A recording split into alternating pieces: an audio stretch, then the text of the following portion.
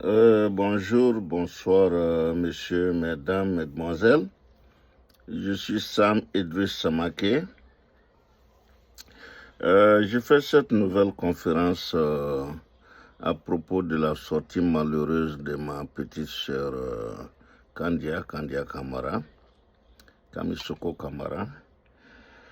C'est une sortie très malheureuse. Des mémoires d'Africains.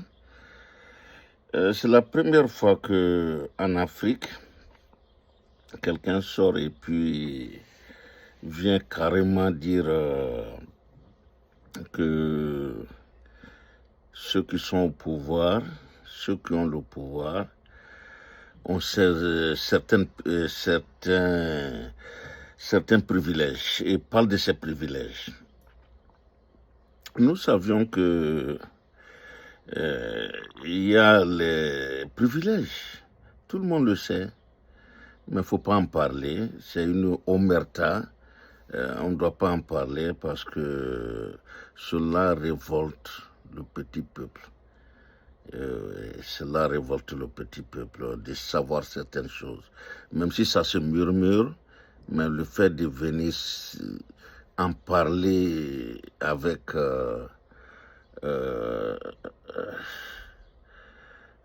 fierté, non, c'est pas intéressant, c'est pas du tout bien. Nous savions depuis longtemps qu'il y a les évacuations sanitaires. C'est comme ça s'appelle, je crois, ils s'appellent comme ça en bon français, évacuation sanitaire, c'est-à-dire que pour un mot de tête, un mot de dents, on a mal dormi, ben, on appelle les docteurs en France, et puis par un circuit bien réglé, ben voilà, on se rend en France, on se rend en Suisse, en Espagne, pour se faire examiner. Ben, nous nous demandons pourquoi nous avons les CHU en Côte d'Ivoire. Il y a de très bons CHU en Côte d'Ivoire. Jusqu'aux années 80 par là, c'était compréhensif. En Afrique, un peu partout, c'était beaucoup compréhensif. Mais en 1974, je me rappelle très bien que les évacuations sanitaires de la Haute-Volta dans le temps se faisaient en Côte d'Ivoire, du Mali et du Niger. Ça se faisait en Côte d'Ivoire, au CHU de Cocody. Les évacuations sanitaires de ces pays, c'était en Côte d'Ivoire que ça se faisait. Ils venaient se faire soigner en Côte d'Ivoire. Je me rappelle de ce moment-là. J'ai été hospitalisé en 1974 au CHU de Cocody. J'ai subi une opération chirurgicale de la part du docteur Constant. Roux Constant, voilà, je me rappelle de son nom. Et Didier Madi était son assistant avant qu'il n'aille en France devenir professeur. Je me rappelle de ce moment où les autres pays venaient en Côte d'Ivoire avant de pouvoir construire des hôpitaux dignes de ce nom chez eux. Et en 2000, je trouve que c'est un peu aberrant quand même, c'est écœurant que jusqu'à présent, dans les années 2000, on aille encore en France pour se faire examiner. Et je me rappelle d'une chose que j'ai discuté avec l'entourage du président Gbagbo. Pourquoi il ne faisait pas soigner en France? Il m'a dit non.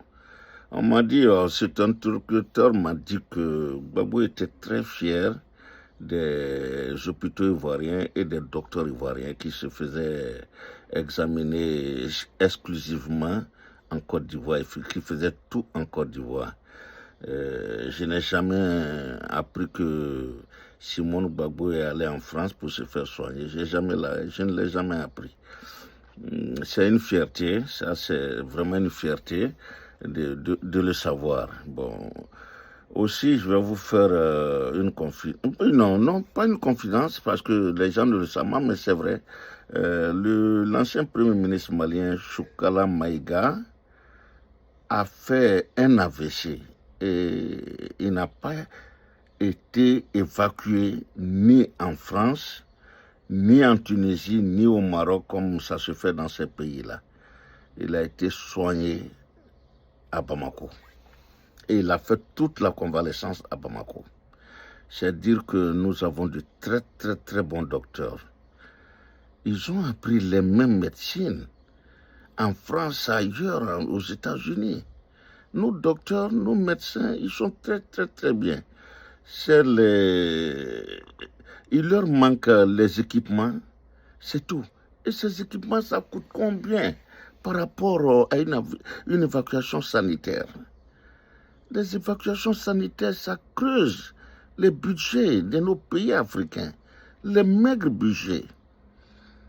Ça dit que s'il y a 1 milliard qui est affecté au ministère de la Santé, mais c'est la moitié ou plus de la moitié qui est réservée uniquement à ces élites pour aller se faire soigner. Vous ne trouvez pas ça que c'est exagéré? Depuis quand avez-vous entendu qu'un président européen est venu se faire soigner en Afrique, quelle que soit l'Afrique? En Afrique d'ailleurs, il y a des pays qui n'ont rien à envier à l'Europe. Je cite le cas de la Tunisie, qui est devenue, au contraire, les gens qui sont en Europe même venus se faire soigner en Tunisie. Mais c'est un choix. Et pourquoi nos pays, nos dirigeants ne peuvent pas faire ce choix? Nos dirigeants peuvent faire ce choix-là. Au Maroc, en Tunisie, en Égypte. Mais vous n'allez jamais entendre parler qu'un Égyptien allait se faire soigner, je ne sais pas, en Europe. Boumedienne est mort en Algérie, dans un hôpital qui venait de construire, qui venait de finir. Dès lors que l'hôpital était fini, il est tombé malade et c'est là qu'il a été soigné. Et c'est là qu'il a rendu l'âme. Et nous, les évacuations sanitaires, un mot des dents, des mots d'yeux, mots des narines, évacuation sanitaire. Et en entendant les évacuations sanitaires, souvent, en les attendant, souvent il y a des gens qui meurent. Moi, j'ai un ami intime qui est mort de ce truc-là au Burkina. Gelo Maïga.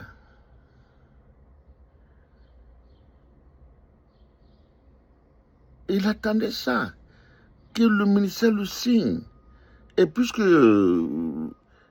il n'était pas, bon, c'était plus son pouvoir à lui, eux n'étaient plus au pouvoir, donc ça n'a pas été signé.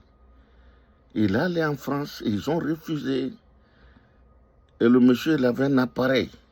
Il était obligé, les piles étaient foutues, ben, il a rendu l'âme. Alors que, avec un bon hôpital à Ouaga, il était sauvé. Ou bien même si on permettait aux gens de faire des opérations à Ouaga, le matériel, il était sauvé. Mais Ibrahim aujourd'hui est en train de construire des hôpitaux de référence. Et encore, là encore, c'est intéressant ce qu'il a fait. Au lieu de le construire, le premier hôpital de référence, au lieu de le construire à Ouaga, il l'a fait dans la deuxième ville, à Bobo-Dioulasso. Et qui sera inauguré très très très très bientôt. En Côte d'Ivoire, on a des bons hôpitaux. On a le personnel qualifié, mais c'est le matériel qui n'est pas là.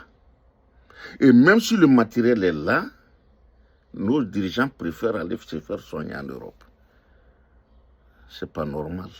C'est pas du tout normal. C'est pas du tout normal. Nous devons en finir avec ce complexe. On est trop complexé en Afrique. On est complexé. de ses propres docteurs, de ses propres médecins. On est trop complexé. Ça doit prendre fin, ce complexe. Nous devons construire de bons hôpitaux. Il y en a en Côte d'Ivoire. Sincèrement, il y a de très bons hôpitaux en Côte d'Ivoire. Quand tu arrives, écoutez, on n'a rien à envier. Mais c'est le matériel qui ne suit pas. Et le matériel coûte combien? Le matériel, ça coûte combien le matériel?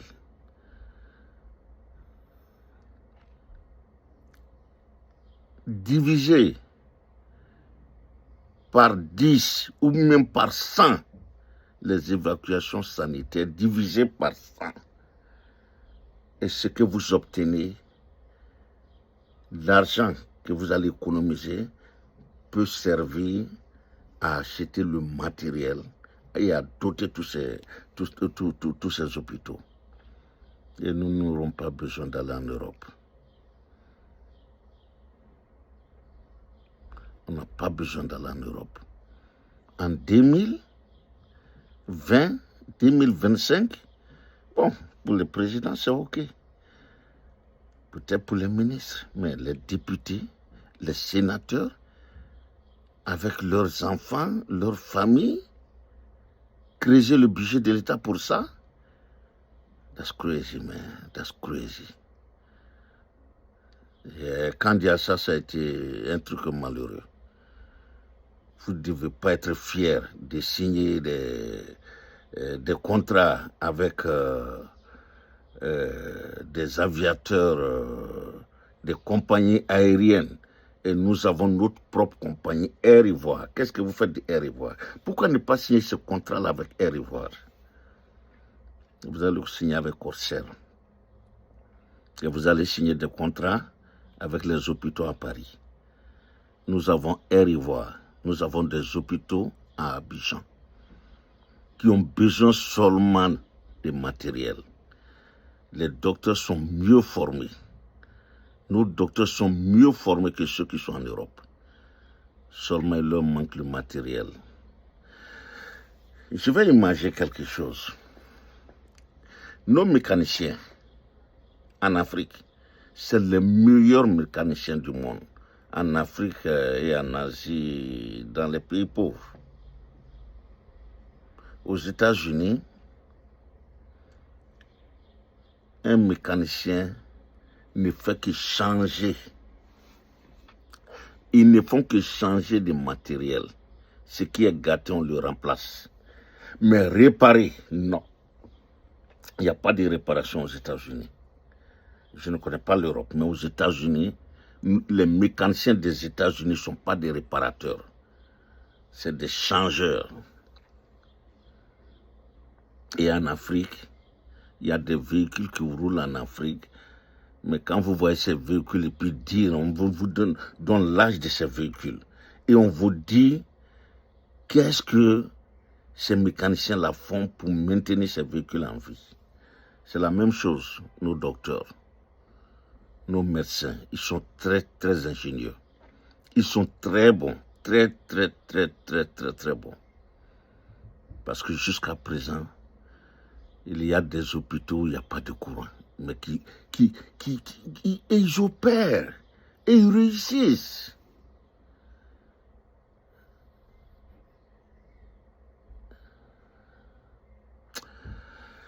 Oh my God. Oh. Je suis fier d'être africain quand il s'agit d'aller à l'hôpital. Je suis fier d'être africain.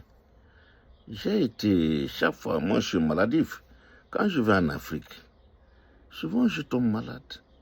Et c'est avec fierté que je vais dans nos hôpitaux et que je vois nos docteurs et je les vois à la tâche. Ils ont besoin que de matériel, c'est tout. C'est comme nos mécaniciens, ils ont besoin seulement de matériel. C'est comme nos inventeurs, ils ont besoin de moyens. Il y a des inventeurs en Côte d'Ivoire. J'en ai vu en RDC. Il y en a au Burkina qui inventent tous les jours. Et il suffit de mettre un peu de moyens à leur disposition. Et pourquoi nous ne mettons pas ces moyens à leur disposition? Pourquoi? Pourquoi nous devons tout importer? Tandis que sur place, on a des gens qui peuvent innover, qui inventent. Pourquoi toujours nous voulons importer? Pourquoi? C'est la question que je me pose, c'est la question que la jeune génération se pose. Nous sommes une génération, c'est fourru, hein, c'est fini, c'est sacrifié. Mais les jeunes générations, les jeunes qui sont là, pleins de talents, qui ne demandent que des petites aides, qu'on les aide un tout petit peu, qu'on les pousse un tout petit peu. Pourquoi ne pas le faire? Nos gouvernants, pourquoi ne pas le faire? Nous attendons de plein pied le nouveau pouvoir en Côte d'Ivoire. Hein? Ah oui, on ne va pas vous laisser tranquille. On ne va pas vous laisser tranquille. Yeah. Dans tous les domaines. Et c'est partout la même chose en Afrique.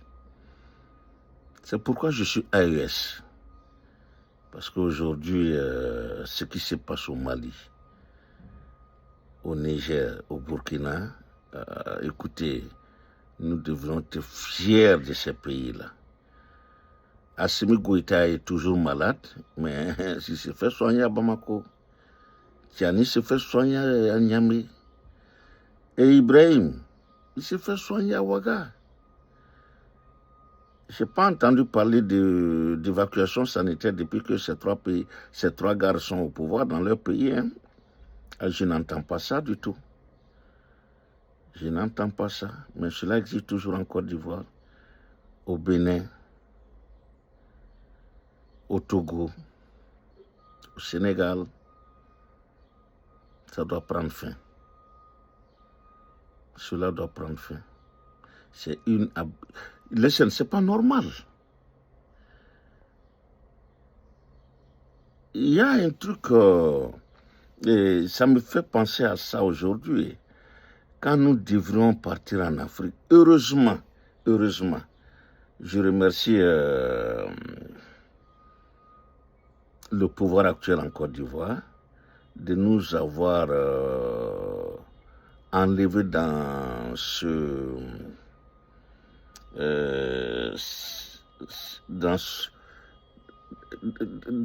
d'aller en France, faire escale avant d'aller en Côte d'Ivoire. Franchement, félicitations pour ça. Nous devrions faire 7 heures aller en France d'abord et après faire 6 à 7 heures arriver en Côte d'Ivoire. 2 jours. Et aujourd'hui, nous quittons ici pratiquement à minuit et à 13 heures on est à Abidjan. Alhamdulillah, alléluia. Bravo pour ça. Ce que vous faites de bon, on doit le louer. On doit vous louer pour ça. Yeah. Grâce à vous aujourd'hui, nous allons directement à Abidjan. Avant, nous envions les Sénégalais. Depuis que je suis aux États-Unis, seul le Sénégal, dans l'Afrique de l'Ouest à côté de nous, et faisait le direct entre les États-Unis et l'Afrique. Et ensuite, il y avait le Ghana, il y avait le Nigeria. Mais les pays africains et francophones, il n'y avait que le Sénégal. Et aujourd'hui, il y a le Togo, il y a la Côte d'Ivoire. Merci beaucoup.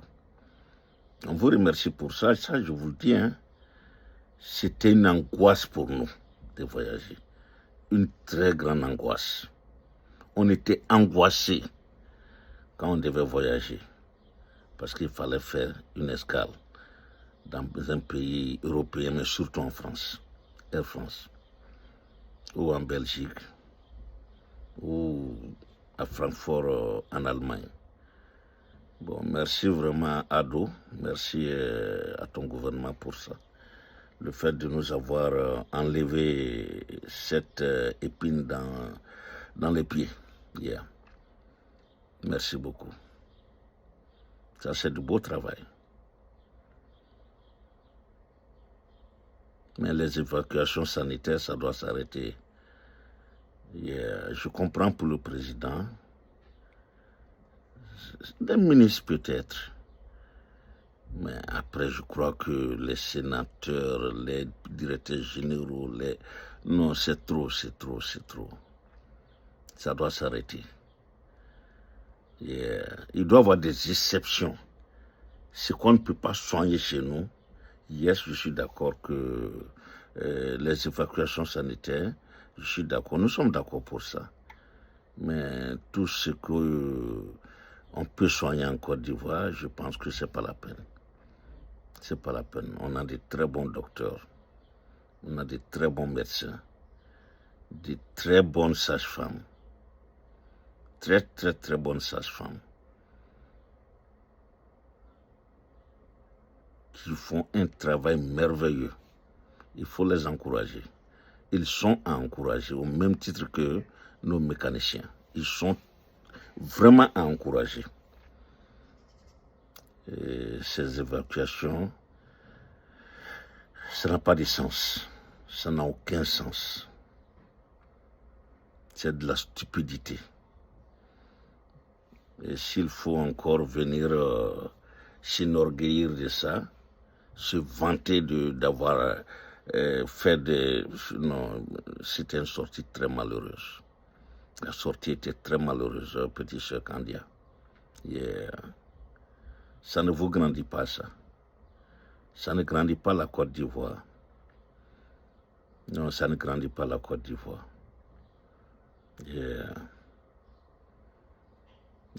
Ça ne nous grandit pas en toute sincérité. Nous avons des hôpitaux, nous en construisons tous les jours. Il faut les équiper, il faut leur donner les moyens. Il faut les équiper, il faut leur donner les moyens. Je parle en connaissance de cause. Moi, je suis à la retraite, même si je suis toujours aux États-Unis, c'est à cause des soins. Le soin qu'on m'offre ici. Si on pouvait m'offrir le 10e en Côte d'Ivoire, je pense que je serais rentré il y a très longtemps. Définitivement. Définitivement.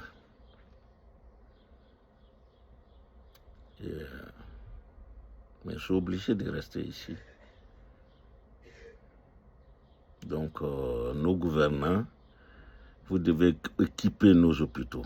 Il faut les équiper pour que nous puissions partir, finir nos vieux jours dans la joie en Afrique, avec le soleil africain.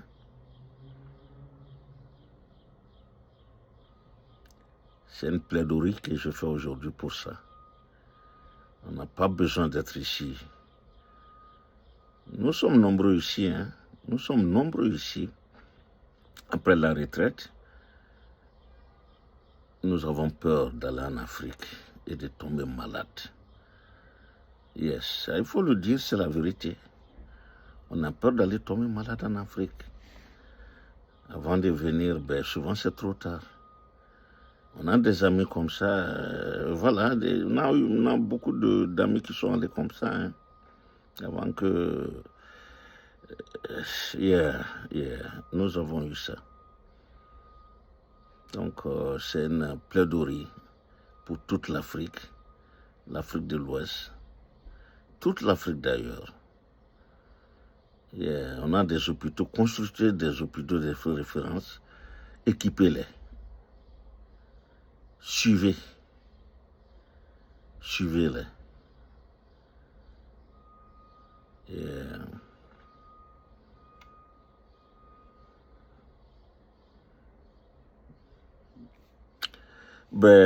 C'était la petite chronique d'aujourd'hui. C'est une sortie malheureuse, je le répète, de ma petite sœur Kandia. C'est une sortie très malheureuse.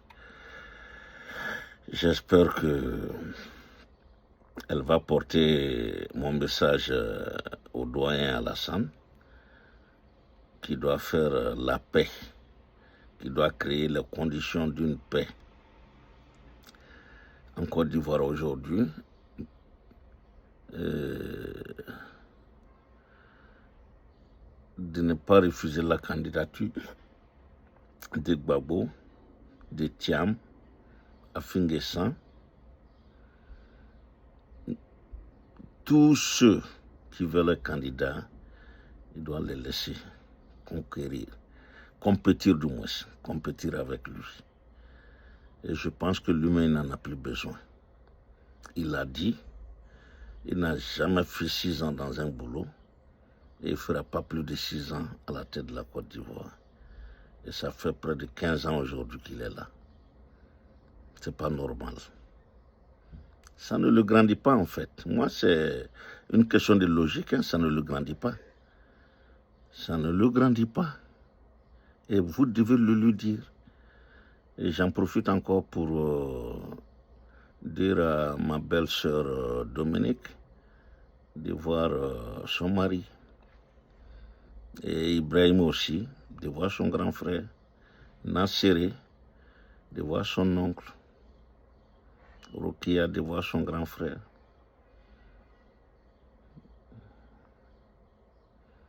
Kandia, tu es l'une des personnes les plus proches du président. Et ta voix compte beaucoup. Nous te faisons confiance. Yeah. Yeah. Que Dieu nous aide. Bonne journée.